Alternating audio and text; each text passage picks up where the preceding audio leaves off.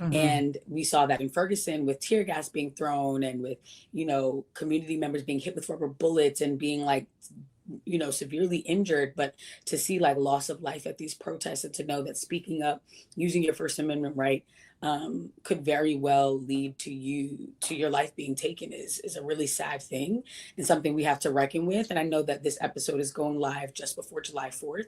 And so I think, as we have this conversation, we're going to be thinking a lot about patriotism, a lot about who has these foundational rights that our so-called founding fathers fought so hard for versus who has the illusion of it, has a mirage of it. And I think this is definitely a moment where it's like, okay, everyone should have been able to go home at the end of this. It should be a no-brainer that we should be able to protest and speak our minds and be able to go back to our families. And unfortunately, if you're Black or brown, you know, BIPOC in any way, that the chances of that are going to be lowered. And so just sending love to his family. And I know that his community is fighting hard for accountability and for transparency Yeah. and for like a shift in how we approach these protests, how we keep ourselves safe at these protests without turning those weapons on each other.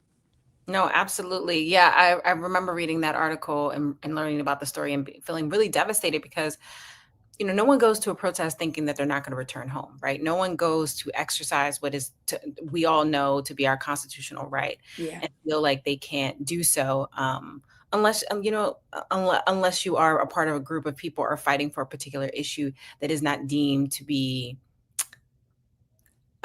culture for me to be deemed to be um more palatable for the vast majority of America, right? Like if you're fighting Yeah. for an issue that, feels very isolating, or per a particular marginalized group, you may find yourself faced with a lot of opposition, and in Yeah. this case, unfortunately, lose your life. Yeah. And we've seen that happen.